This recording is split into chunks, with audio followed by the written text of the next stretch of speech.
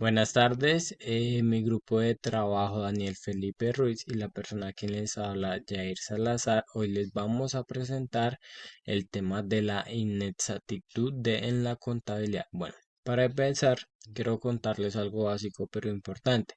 Cuando hablamos de inexactitud en la contabilidad, nos referimos a cuando la información que está en los libros no coincide con la realidad económica de la empresa. Es decir, cuando hay una diferencia entre lo que realmente pasó y lo que se registró. Ahora, esta diferencia se puede venir por dos razones completamente distintas. Por un lado, pueden ser errores no intencionales, o sea, equivocaciones honestas. Por ejemplo, un contador que se equivocó al sumar, que omite un dato sin querer o que aplique una mal norma porque no la conocía muy bien. Eso pasa, eso es un error humano. Pero por otro lado, también puede ser irregularidades intencionales. Es que es cuando alguien a propósito manipula la información para engañar. Ahí ya estamos hablando de un fraude. Bueno, la diferencia clave está en la intencionalidad. La norma internacional de auditoría 240 lo deja muy claro. El error no es intencional, el fraude sí. Y esto es muy importante porque pues dependiendo de que si fue un error o un fraude, cambia las responsabilidades legales, cambia cómo se investiga y cambian los controles que se deben implementar. Bueno. Ahora, ¿por qué ocurren estas inexactitudes? Bueno, en el caso de los errores, las causas suelen ser como falta de conocimiento de las normas, descuidos por tener mucho trabajo, problemas en los sistemas de información o que el personal del área contable cambie mucho y así no haya pues como una continuidad. En cambio, cuando hablamos de irregularidades ya intencionales, las motivaciones son más complejas. Por ejemplo, hay empresas que inflan sus resultados para que los bancos les presten plata o para atraer inversionistas. Otras, por el contrario, disminuyen sus utilidades para pagar menos impuestos. También hay pues casos donde simplemente quieren ocultar pérdidas para no quedar mal en la casa matriz y que por supuesto están en los casos donde un funcionario se roba dinero y manipula también pues los registros para que no se note. Bueno, cuando la inexactitud es intencional, ya no es solo un error, sino que estamos hablando de fraudes, estafas o desfalcos. Y estas prácticas no ocurren en un solo lugar, sino que afectan diferentes áreas de la empresa, lo que llamamos ciclos transaccionales. Según Suppiñán Gaitán, el autor del libro pues que usamos como base para la información, cada ciclo tiene sus propias vulnerabilidades.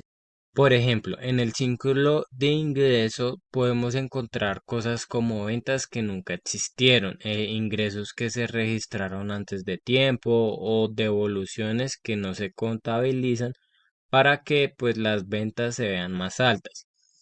En el ciclo de inventarios vemos sobreestimación de existencias, inventarios que no existen pero aparecen en los libros o productos viejos que nunca se dieron de baja.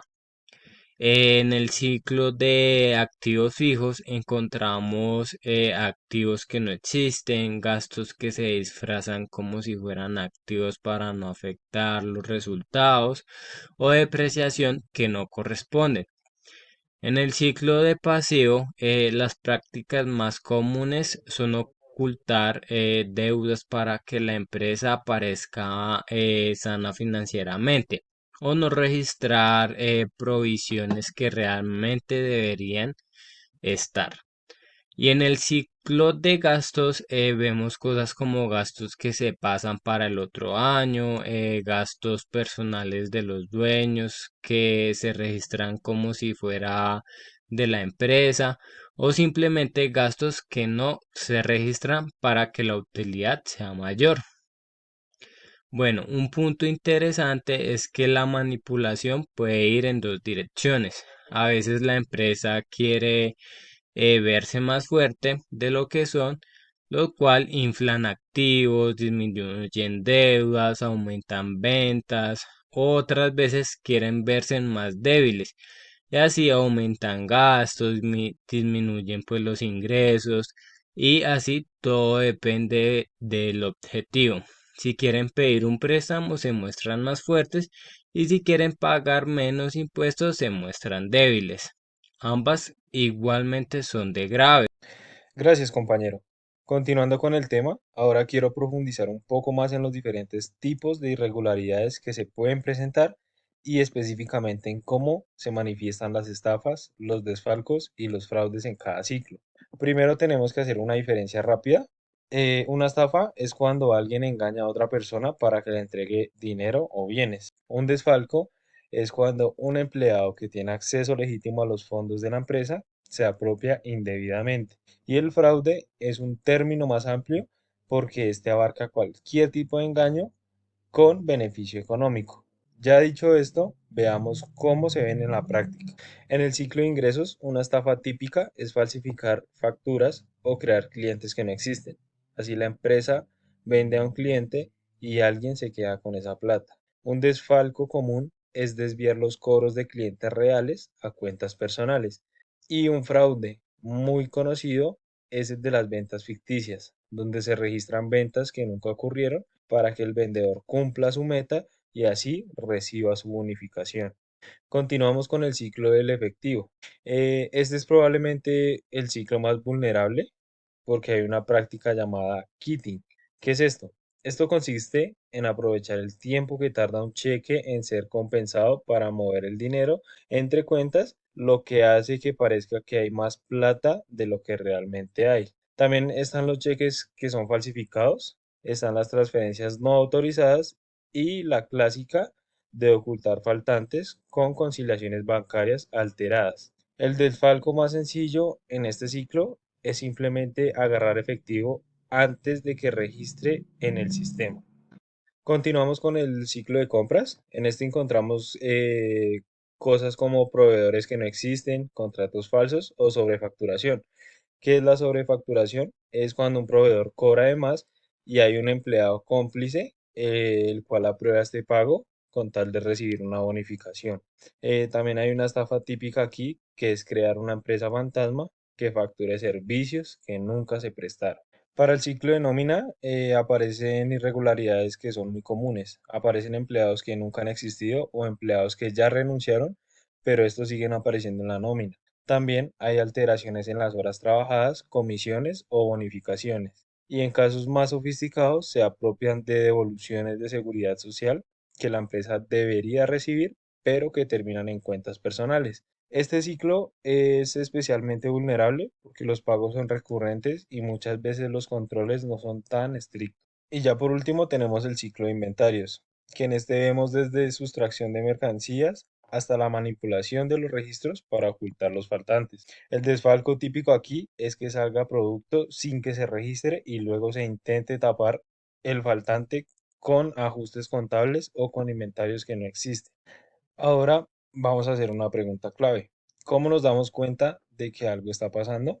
Pues para esto existen lo que llamamos indicadores de fraudes o también banderas rojas. Estos pueden ser varios tipos. Tenemos los documentales, que son por ejemplo documentos que fueron reescritos, fotocopias que reemplazan a originales, facturas con números consecutivos pero que no corresponden a la secuencia normal o simplemente documentos que se desaparecen. ¿Qué quiere decir esto? Que si llegas a ver esto, quiere decir que hay algo raro. Tenemos los contables, que este incluye ajustes de cierres muy altos, cuentas que nunca se concilian, asientos sin soporte o tendencias extrañas de las cifras comparativas. Por ejemplo, si de un año para otro se duplicaron las ventas, pero la industria creció solo un 5%, eso es ya señal de que algo no cuadra. Para las operacionales, en estas son cosas como los costos que no tengan relación con las ventas, que la rotación de inventarios esté por fuera de los rangos normales o que los clientes se quejen de facturación y los proveedores de pagos. Ya para finalizar con los indicadores de irregularidades, tenemos los actitudinales, que son quizás los más reveladores. Vamos a ver unos ejemplos. Digamos, cuando un empleado se niega a tomar vacaciones porque tiene miedo o sabe que le pueden descubrir algo.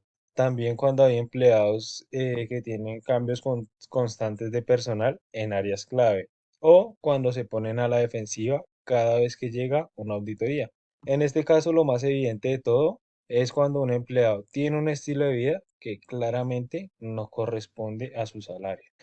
Ante todo esto nos damos cuenta que el control interno para este caso juega un papel fundamental, pero también hay que tener cuidado porque no podemos pensar en que el control interno va a eliminar todos los problemas. Lo que hace es reducirlo, disminuir las probabilidades de que ocurran, y hay dos tipos de controles: los preventivos, que actúan antes de que ocurra el problema, como la segregación de funciones o las autorizaciones previas, y los detectivos, que estos son los que indican el problema después de que ocurre, como las conciliaciones bancarias o las auditorías sorpresa.